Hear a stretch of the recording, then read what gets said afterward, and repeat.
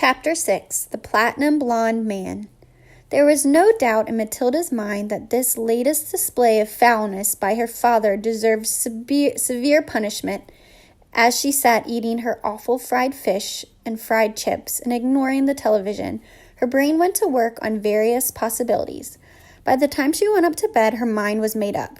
The next morning, she got up early and went into the bathroom and locked the door. As we already know, Mrs. Wormwood's hair was dyed a brilliant platinum blonde, very much the same glistening silvery color as a female tightrope walker's tights in a circus.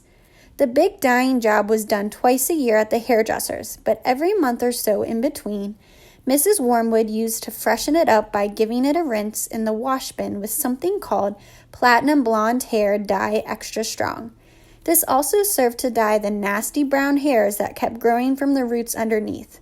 The bottle of Platinum Blonde Hair Dye Extra Strong was kept in the cupboard in the bathroom, and underneath the title on the label were written the words, "Caution, this is peroxide, keep away from children." Matilda had read it many times with fascination. Matilda's father had a fine crop of black hair, which he parted in the middle, of which he was exceedingly proud. "Good strong hair," he said, he was fond of saying, "means there's a good strong brain underneath." "Like Shakespeare," Matilda had once said to him. "Like who?" "Shakespeare, Daddy." "Was he brainy?" "Very, Daddy." "He had masses of hair, did he?" "He was bald, Daddy." To which the father had snapped, "If you can't talk sense, then be quiet." Anyway, Mr. Wormwood kept his hair looking bright and strong, or so he thought, by rubbing into it every morning large quantities of a lotion called Oil of Violets Hair Tonic. A bottle of this smelly purple mixture always stood on the shelf above the sink in the bathroom, alongside all the toothbrushes, and a very vigorous scalp massage with oil of violets took place daily after shaving was completed. Now, in the early morning privacy of the bathroom, Matilda unscrewed the cap of her father's oil of violets and tipped 3/4 of the contents down the drain. Then she filled the bottle up with her mother's platinum blonde hair dye extra strong. She carefully let enough of the father's original hair tonic in the bottle so that when she gave it a good shake, the whole thing still looked reasonably purple. She then replaced the bottle on the shelf above the sink, taking care to put her mother's bottle back in the cupboard. So far, so good. At breakfast time, Matilda sat quietly at the dining room table eating her cornflakes. Her brother sat opposite her with his back to the door, devouring hunks of bread smothered with a mixture of peanut butter and strawberry jam. The mother was just out of sight around the corner in the kitchen making Mr. Wormwood's breakfast, which always had to be 2 fried eggs on fried bread with 3 pork sausages and 3 strips of bacon and some fried potatoes. At this point, Mr. Wormwood came noisily into the room. He was incapable of entering any room quietly, especially at breakfast time. He always had to make his appearance felt immediately by creating a lot of noise and clatter. One could almost hear him saying, "It's me, here I come, the great man himself, the master of the house, the wage earner, the one who makes it possible for all of you, for the rest of your lives to live so well. Notice me and pay your respects." On this occasion, he strode in and slapped his son on the back and shouted, "Well, my boy, your father feels he's in for another great money-making day today at the garage.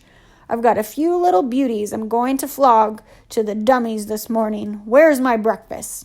"It's coming, treasure," Mrs. Wormwood called from the kitchen. Matilda kept her face bent low over her cornflakes. She didn't dare look up in the first place. She wasn't all sure what she was going to see. And secondly, if she did see what she thought she was going to see, she wouldn't trust herself to keep a straight face. The son was looking directly ahead out of the window, stuffing himself with bread and peanut butter and strawberry jam. The father was just moving round to sit at the head of the table when the mother came sweeping out from the kitchen carrying a huge plate piled high with eggs and sausages and bacon and tomatoes.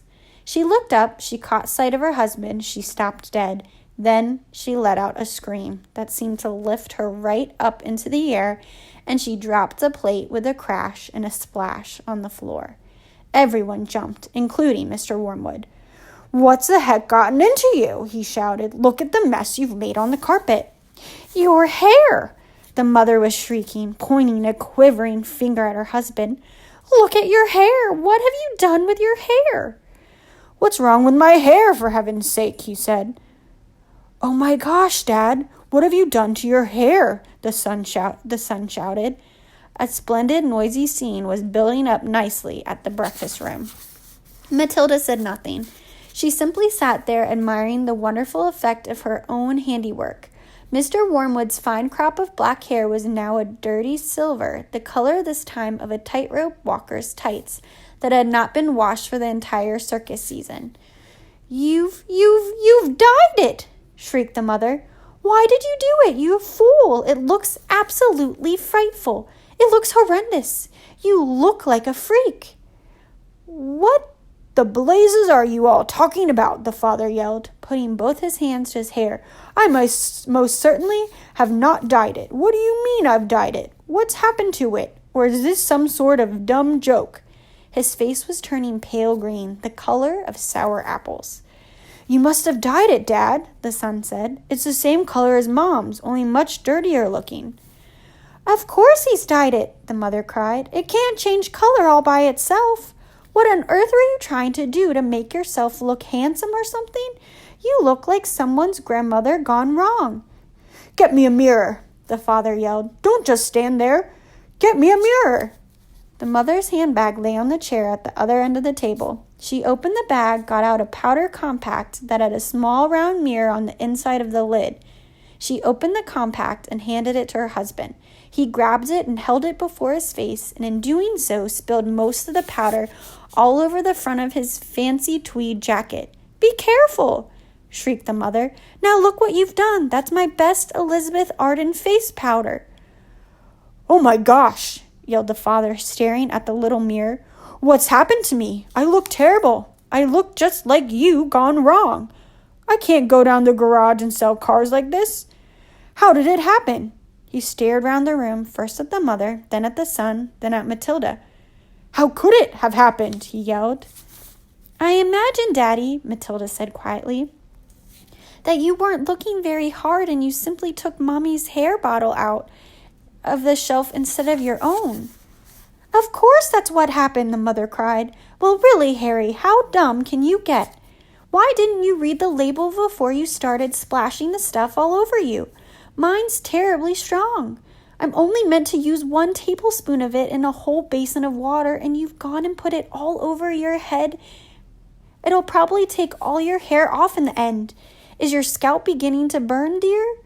"You mean I'm going to lose all my hair?" the husband shouted. "I think you will," the mother said. "Peroxide is a very powerful chemical. It's what they put down the lavatory to disinfect the pan only when they give it another name." "What are you saying?" the husband cried. "I'm not a lavatory pan. I don't want to be disinfected." "Even diluted like I use it," the mother told him, "it makes a good deal of my hair fall out. So goodness knows what's going to happen to you.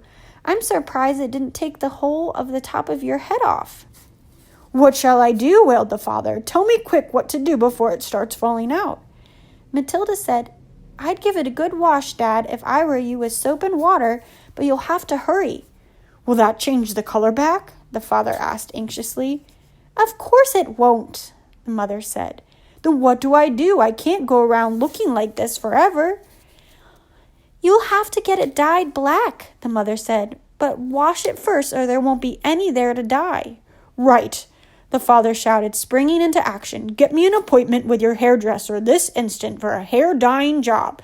Tell them it's an emergency. They've got to boot someone else off their list. I'm going upstairs to wash it now."